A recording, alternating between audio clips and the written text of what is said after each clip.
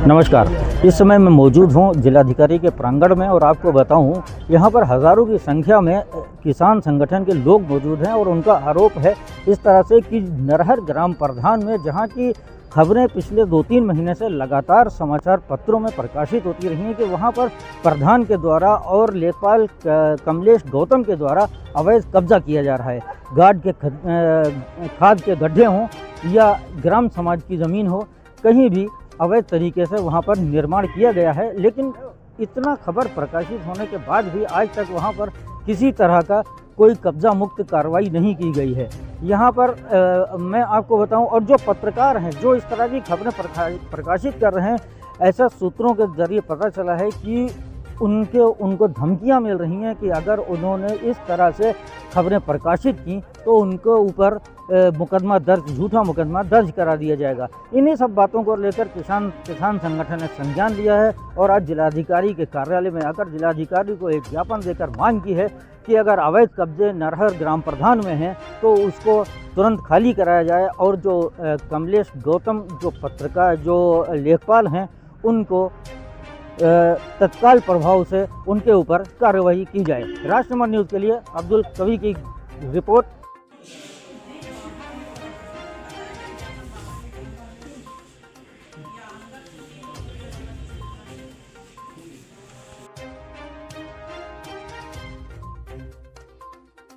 भारतीय किसान संगठन से प्रदेश सचिव।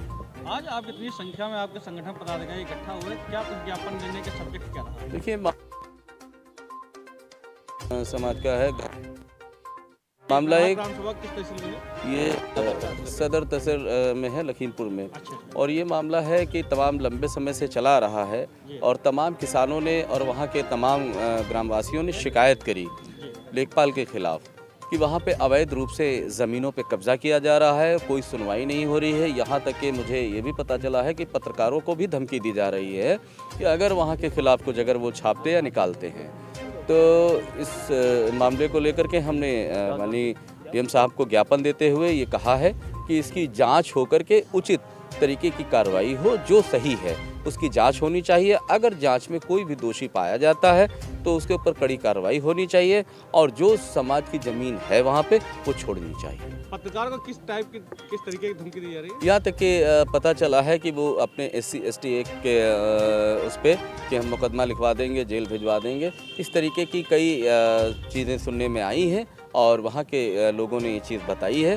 तो मैं ये ज्ञापन के माध्यम से बताना चाह रहा हूँ कि शासन प्रशासन संज्ञान ले तत्काल में और वहाँ की जांच करते हुए देखे कि जबकि बाबा का बुलडोज़र तैनात है तो बाबा का बुलडोज़र वहाँ भी चलना चाहिए जहाँ जहाँ ये गलत तरीके से मामलात हो रहे हैं। ये जो नरहर ग्राम पंचायत है ये बाढ़ग्रस्त इलाके में आती है? बाढ़ग्रस्त इलाके में आती है, लेकिन समाज तो वहाँ पे है, गाँववासी तो हैं और किसान भी रहते हैं, आवाम भी रहती है। तो मसला ये है कि जहाँ पे आवाम है, जहाँ पे और ना भी रहती हो, लेकिन जहाँ पे अवैध रूप से कब्जा किया जाएगा तो उसको खाली कराने का काम शासन और प्रशासन का है। आपके ज्ञापन में एक बिंदु दिया गया है कि अम्बेडकर ग्राम की जमीन पे 2 मंजिला मकान बना है, इस टाइप का क्या है मामला? ये ग्राम वासियों ने बताया है कि लेखपाल ने वहाँ 2 मंजिल अपना मकान अवैध रूप से बना रखा है, जो कि अम्बेडकर पार्क में वो ज़मीन आती है।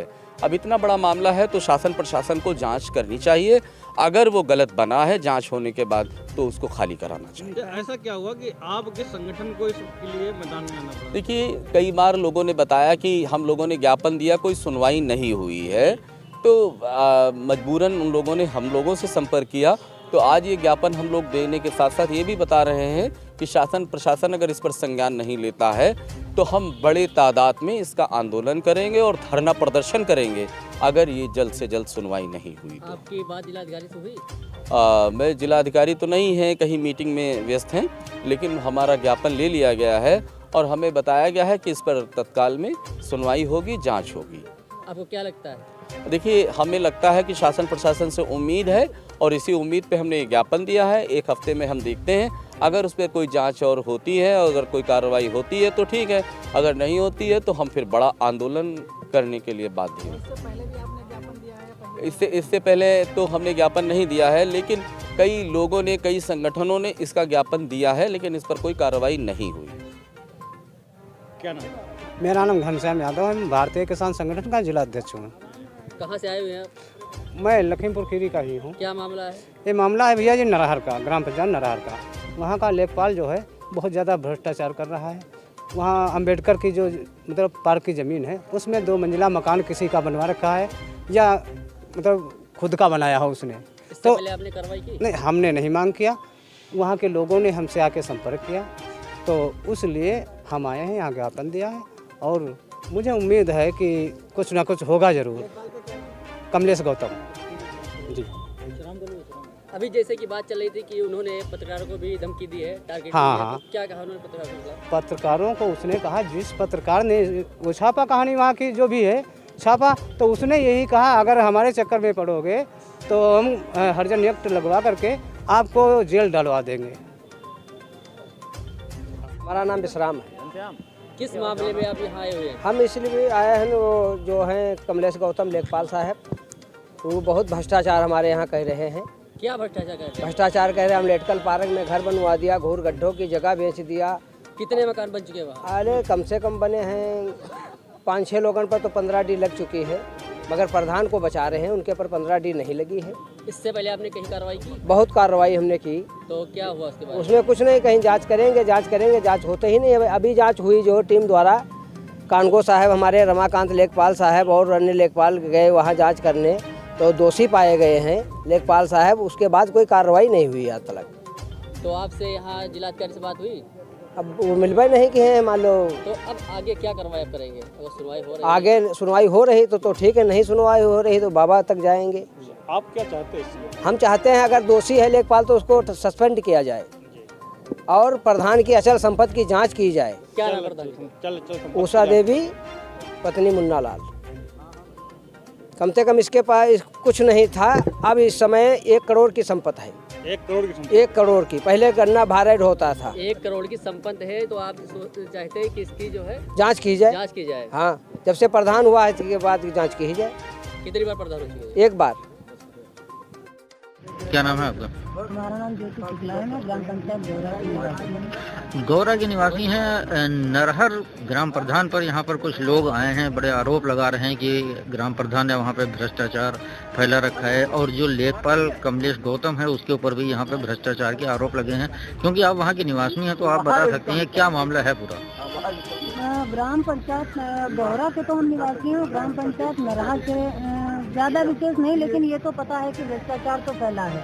और नरहर में पंचायत की जमीन पे प्रधान ने स्वयं खुद कब्जा करके जो है उस पर बिल्डिंग बना रखी है, जो बाजार की जगह है, जो पंचायत की जगह है, जो जनता की जगह है, जो सरकार की जगह है, वहाँ पे अपना अवैध कब्जा जमा रखा है। इसमें लेखपाल और प्रधान की मिली भगत से भ्रष्टाचार। क्या कहना चाहेंगे? योगी सरकार हमेशा कब्जा मुक्त कराने के लिए अवैध कब्जेदारों से कब्जा मुक्त कराने की बात करती है और ऐसे में भी अगर तहसील प्रशासन द्वारा उस पर कार्रवाई नहीं हो रही है, क्योंकि पिछले 3 महीने से इस तरह की खबरें लगातार समाचार पत्रों में देखी जा रही है।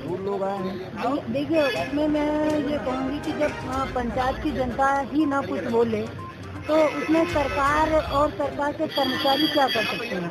जनता को उसके खिलाफ आवाज़ उठानी चाहिए। नरहर की पूरी जनता को आवाज़ उठानी चाहिए कि ग्राम पंचायत की जमीन पे और बाजार की जमीन पे उन्होंने अवैध कब्जा कर रखा है। मुन्ना लाल प्रधान, एक बार आपको याद होगा घटना घटी थी कि एक पत्रकार को नल पे गिरा के मारा था मुन्ना लाल प्रधान।